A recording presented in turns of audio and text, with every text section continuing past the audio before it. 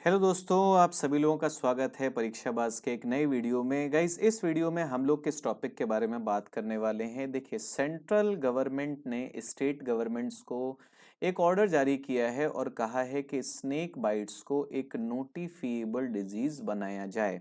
तो अब ये क्या है पूरा मुद्दा, इससे जुड़ी हुई क्या चीज़ें हैं, हम एक एक करके सारी चीज़ों को डिस्कस करेंगे। देखिए, यूनियन हेल्थ मिनिस्ट्री ने स्टेट गवर्नमेंट्स को बोला है कि स्नेक बाइट को आप एक नोटिफिएबल डिजीज बनाइए। ठीक है, अब नोटिफिएबल डिजीज बनने से हो क्या जाएगा कि जितने भी प्राइवेट हॉस्पिटल्स हैं या पब्लिक हॉस्पिटल्स हैं, अगर वहां पर कोई भी स्नेक बाइट का मामला पहुंचता है तो उनके लिए ये लीगली रिक्वायर्ड होगा कि वो गवर्नमेंट को रिपोर्ट करें। ठीक है, अब बात ये आती है कि भाई ऐसा क्यों किया गया, इसको करने की जरूरत क्या थी। देखिए, स्नेक बाइट जो है वो भारत के अंदर एक मेजर पब्लिक हेल्थ चैलेंज है।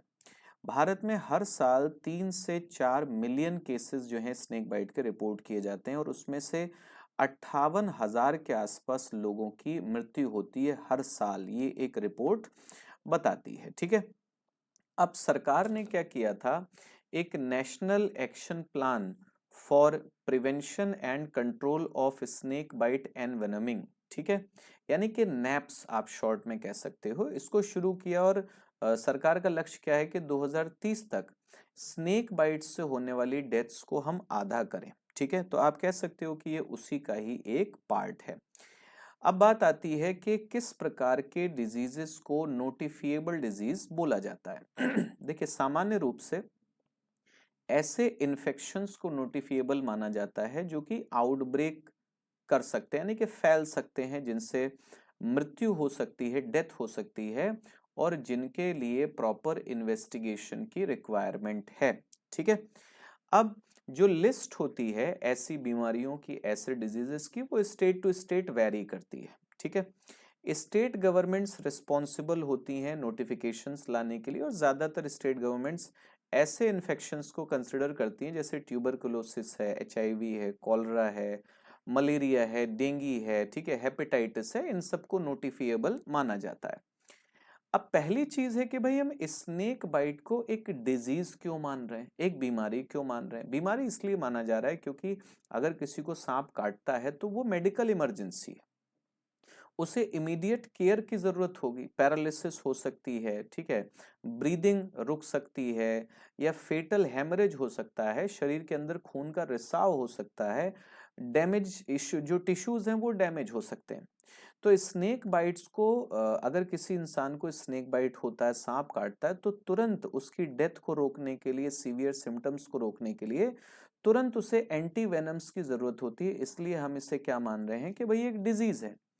अब बात आती है कि कौन से ऐसे सांप होते हैं जिनका बाइट जो है वो फेटल हो सकता है, मतलब उससे मृत्यु हो सकती है। देखो, भारत में लगभग 310 प्रजातियां हैं सांपों की, उसमें से 66 ऐसी प्रजातियां हैं जो वेनेमस हैं, यानी कि जो विषैली हैं, जिनके काटने से जहर फैलता है, और 42 ऐसी हैं जो माइल्डली वेनेमस हैं, यानी कि हल्का फुल्का जहर उनके अंदर होता है।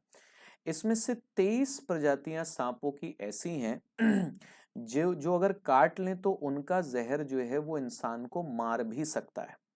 लेकिन भारत में अगर आप देखोगे, जो दो द बिग फोर हैं, इनको देखोगे तो 90% स्नेक बाइट्स जो होते हैं वो इन चार सांपों के द्वारा होते हैं।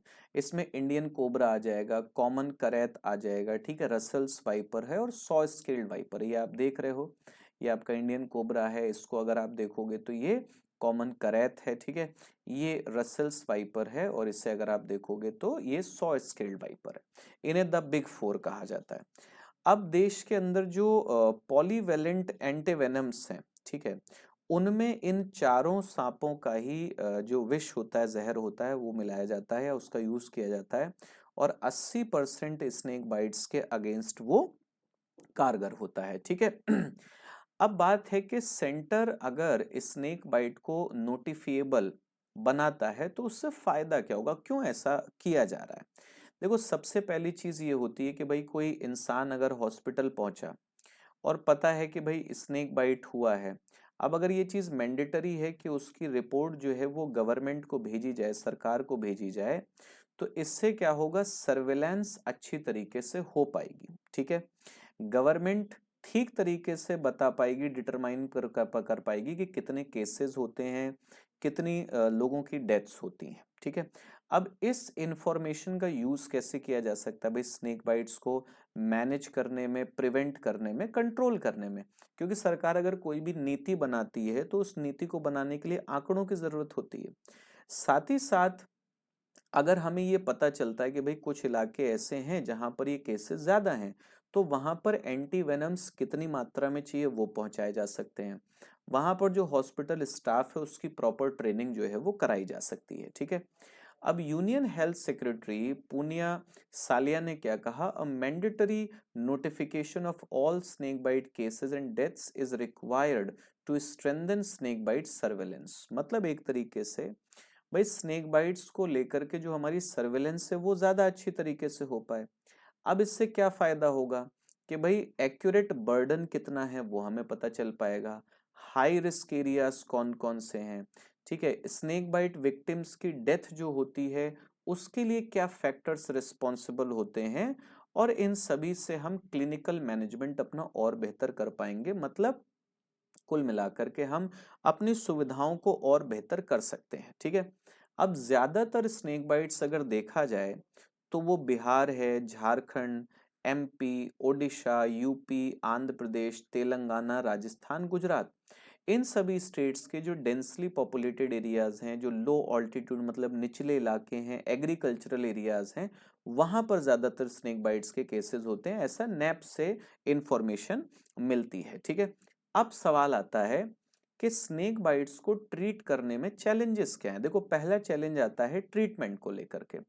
अब जिन लोगों को सांप काटते हैं या तो उन्हें अस्पताल पहुंचने में देर हो जाती है, वो टाइम से नहीं पहुंच पाते, या फिर वो बिल्कुल भी पहुंचते ही नहीं है और वो फेथ बेस्ड हीलर्स, झाड़ फूंक वालों करने वालों के पास चले जाते हैं कि भाई वहां से वो ठीक हो जाएंगे।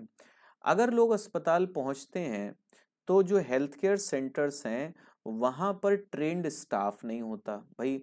सांप काटा हुआ अगर कोई इंसान पहुंचा है तो उसको क्या ट्रीटमेंट देना है, किस तरीके से चीजों को मैनेज करना है, इसकी ट्रेनिंग नहीं होती।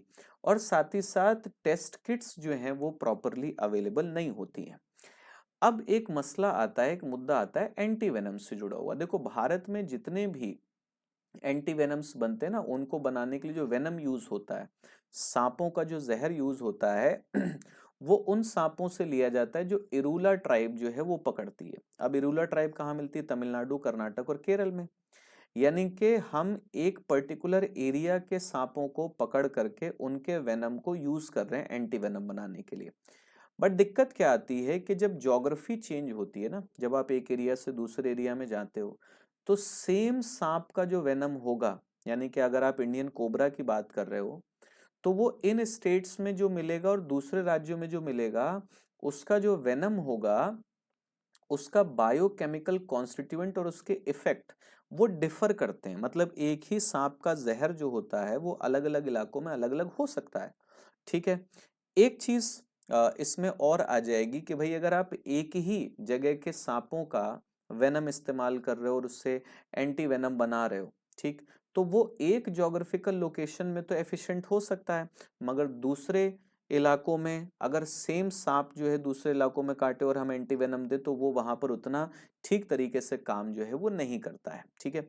एक चीज और आती है कि वेनम पोटेंसी जो है वो एज के साथ चेंज होती है। जैसे रसल वाइपर में जो न्यूनेट्स होते हैं ना, जो नए सांप होते हैं, उनका जो वेनम होता है वो ज्यादा टॉक्सिक होता है मैमल्स के लिए और रेप्टाइल्स के लिए एडल्ट्स की तुलना में, ठीक है। तो एज के साथ वेनम की जो एफिशिएंसी है वो चेंज हो रही है। एंटी वेनम्स के अपने भी आप देखोगे कुछ रिएक्शंस होते हैं, और इसके साथ साथ कुछ लोकल स्नेक्स, जैसे नॉर्थ ईस्ट में देखेंगे तो बैंडेड करैत मिलता है, मोनोक्लेड कोबरा है, ग्रीन पिट वाइपर है। ये ऐसे सांप हैं जिनके खिलाफ या जिनके काटने पर ये एंटी वेनम काम नहीं करते, तो ये प्रॉब्लम्स हैं। अब इसमें देखिए रिसर्चर्स का ये कहना है कि भाई हम क्या करेंगे, हम आर्टिफिशियली प्रोड्यूस्ड एंटीबॉडीज यूज करेंगे ताकि टॉक्सिन्स को मैनेज किया जा सके। उन्होंने कहा हम आर्टिफिशियली डिजाइंड पेप्टाइड्स जो हैं वो टॉक्सिन से लड़ने के लिए डेवलप करेंगे। मतलब एक तरीके से आप कहोगे आर्टिफिशियल एंटीवेनम बनाने की बात हो रही है। एक जो प्रॉब्लम आती है यहाँ पर आती है वेनम कलेक्शन की।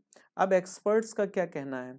एक्सपर्ट्स का कहना है कि भाई zonal venom collection banks establish की जाए, मतलब अलग अलग इलाकों में वेनम कलेक्शन बैंक्स जो है एस्टेब्लिश कर दीजिए। उससे क्या फायदा होगा? अभी आप सिर्फ एक एरिया के सांपों के वेनम से एंटी वेनम बना रहे हो, फिर आप अलग अलग इलाकों के सांपों से वेनम कलेक्ट करिए, उससे एंटी वेनम बना लीजिए। लेकिन इसमें दिक्कत क्या है कि जो हमारा वाइल्ड लाइफ प्रोटेक्शन एक्ट है 1972 का, वो इसमें बाधा बन जाएगा। ठीक है, तो ये मुद्दा हम लोगों ने यहाँ पर देखा, डिस्कस किया, पूरा चर्चा की। अब अगर आपको सेशन अच्छा लगा हो तो आप परीक्षाबाज को इंस्टाग्राम पर फॉलो कर लीजिए। वीडियो का अगर पीडीएफ आपको चाहिए तो हमें टेलीग्राम पर ज्वाइन कर लीजिए, हमारे टेलीग्राम चैनल के क्यूआर से। लास्ट में आप लोगों से कहूंगा, अगर आपको ये वीडियो अच्छा लगा हो तो इसे लाइक शेयर जरूर करिएगा। कमेंट सेक्शन में आप सभी लोग अपनी फीडबैक हमें जरूर दीजिएगा, और जितने भी लोगों ने चैनल को अभी तक सब्सक्राइब नहीं किया है, do subscribe it. Thank you so much for watching this video. अब मैं आप लोगों से मिलूंगा नेक्स्ट वीडियो में, तब तक bye bye, take care, thank you so much, जय हिंद।